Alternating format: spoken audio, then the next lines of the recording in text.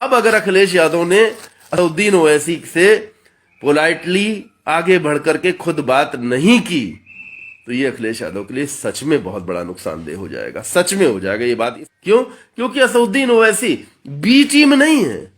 Bharatiya Janata party अगर दुनिया की सबसे बड़ी पार्टी है तो क्या मुसलमानों की पार्टी दूसरे नंबर पे सबसे बड़ी पार्टी नहीं होनी चाहिए? होनी चाहिए ना। अच्छा, आज मेरी बात एकदम सच्ची साबित हो रही है। देखिए, असदुद्दीन ओवैसी को उत्तर प्रदेश चुनाव में 10 सीटें मिली, 20 सीटें मिली, 50 सीटें मिली, 40 सीटें मिली, 35 सीटें मिली, 30 सीटें मिली। ये सारी संभावनाएं क्यों हैं? क्योंकि उत्तर प्रदेश में 143 सीटें हैं जो मुस्लिम बाहुल्य क्षेत्रों की हैं, जिसमें 40 से 45 सीटें ऐसी हैं जहां पे लगभग 100 में से बहुत बड़ी संख्या है, मतलब निर्णायक वोट मुस्लिम वोट ही होता है। तो अगर मान लीजिए 40 सीटें हैं जहां पर फैसला निर्णायक मुस्लिम वोट ही करेगा और उन 40 सीटों में से 20 सीटें, 25 सीटें, 30 सीटें ओवैसी साहब ने 100 सीटें उतारी, 100 में से 25 सीटें, 30 सीटें जीत गए, तो ओवैसी साहब के लिए, एआईएमआईएम पार्टी के लिए उत्तर प्रदेश का चुनाव पूरी राष्ट्रीय राजनीति पर छा जाने का एक सुनहरा गोल्डन चांस होगा या नहीं होगा?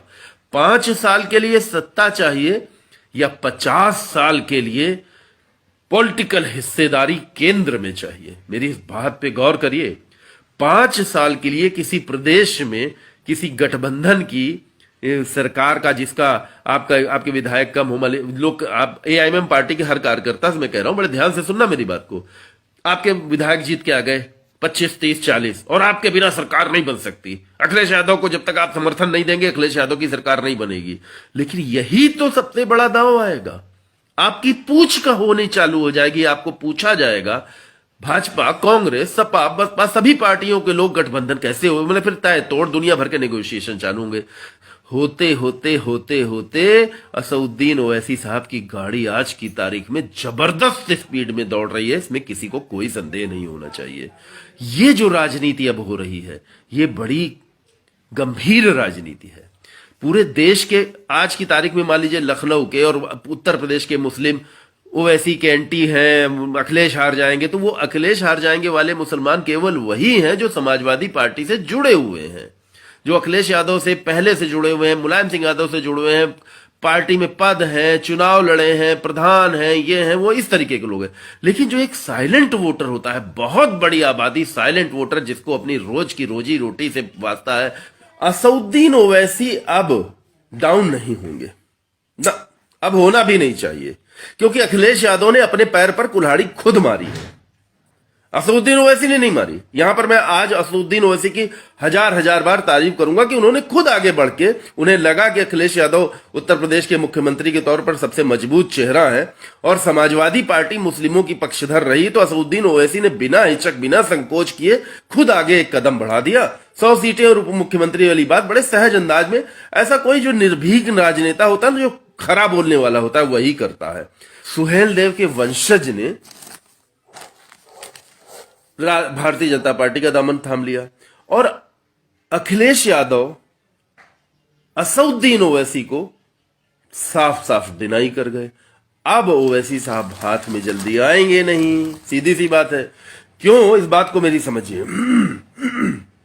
एक तरफ है उत्तर प्रदेश का चुनाव 2022 और दूसरी तरफ है 2024 का केंद्रीय चुनाव। आज एआईएमएम पार्टी की पहचान सबसे बड़ी केवल इसलिए है क्योंकि असदुद्दीन ओवैसी सांसद हैं और संसद में बहुत मुखर होकर बोलते हैं। 2024 में अगर असदुद्दीन ओवैसी साहब की पार्टी के 50 सांसद अगर संसद में पहुंच जाएं तो 50 मुस्लिम सांसद हों जो एक भाषा बोले, एक पार्टी के बैनर तले हों। ये लक्ष्य बड़ा है तो छोटे लक्ष्य को छोड़ना पड़ेगा ना। छोटा लक्ष्य क्या है कि उत्तर प्रदेश सरकार में शामिल होना। अखिलेश यादव के साथ जितने लोग भी गठबंधन कर रहे हैं, जितने लोग भी अखिलेश यादव के साथ आ रहे हैं, वो केवल एक वजह से आ रहे हैं कि आने वाले समय में अखिलेश यादव की सरकार बन सकती है। लेकिन ये भारतीय जनता पार्टी है। अखिलेश यादव खुद अपने मुख से कहते हैं कि सत्ता के लिए भारतीय जनता पार्टी कुछ भी कर सकती है। अब अगर अखिलेश यादव ने असदुद्दीन ओवैसी से पोलाइटली आगे बढ़कर के खुद बात नहीं की तो ये अखिलेश यादव के लिए सच में बहुत बड़ा नुकसानदेह हो जाएगा, सच में हो जाएगा ये बात। इसका एहसास मुझे क्यों है? क्योंकि मुस्लिमों की एक चीज समझ में आ गई है कि सरकार चाहे जिसकी भी बनी हो, भ्रष्टाचार कहीं ना कहीं से सरकारी विभागों में चलता ही रहता है। तो मुस्लिम जो है वो अपने अस्तित्व के लिए खड़ा होने लगा कि मेरी पहचान, मेरा अपना लीडर कौन, मेरा अपना लीडर कौन, इसको समझिए। जैसे नीरज राय प्रधान, तुमने लिखा ना जय योगी, क्या जिंदगी में कभी योगी से मिले भी हो?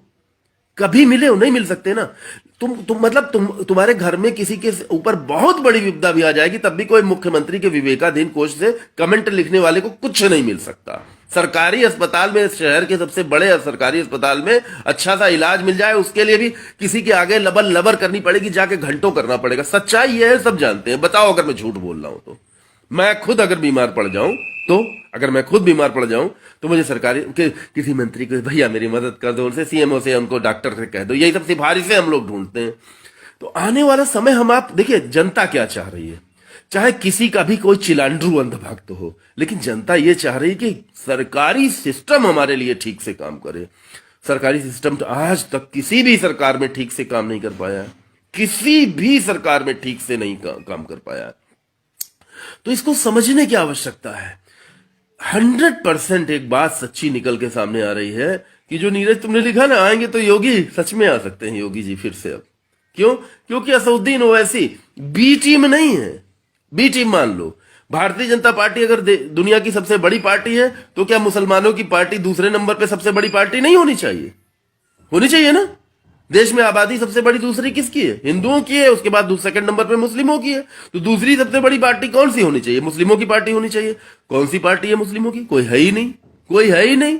असदुद्दीन ओवैसी के माध्यम से अगर पूरे देश के और पूरे विश्व में मुस्लिमों को एक चेहरा मिल रहा है, तो उस चेहरे को डाउन क्यों करेंगे? इसका जवाब दीजिए। उसको डाउन क्यों करेंगे? और उसको उठाने का काम तो मैंने एक हिंदू होकर के किया, हिंदू ब्राह्मण होकर के।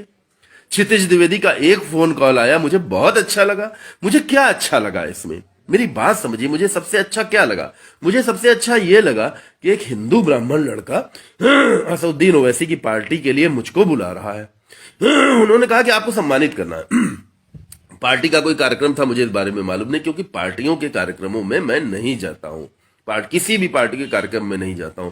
जिस पार्टी को कभी ज्वाइन कर लूंगा, मैं बराबर ये कहता हूं कि मुझे कोई पार्टी नहीं ज्वाइन करनी है, मुझे चुनाव नहीं लड़ना, बात अपनी जगह सही है। लेकिन ये राजनीतिक परिस्थितियां हैं। कल को कोई व्यक्ति अगर मुझको बहुत पसंद करता है, वो कहता है कि आपके विचार अच्छे हैं, मैं आपको अपने पास ले, तो हम बदल भी सकते हैं, किसी पार्टी में जा भी सकते हैं, अगर मुझे पूरा सम्मान मिले, पूरी बात हो तो। मतलब मैं छोटे लेवल के नेताओं के साथ बैठकी करने वाला बंदा नहीं हूं। छोटी छोटी बातें, इलाकाई बातें करने वाला बंदा मैं नहीं हूं। 100% नहीं हूं, क्योंकि मेरे पास अपने 40 साल के अनुभवों का खजाना है बहुत बड़ा।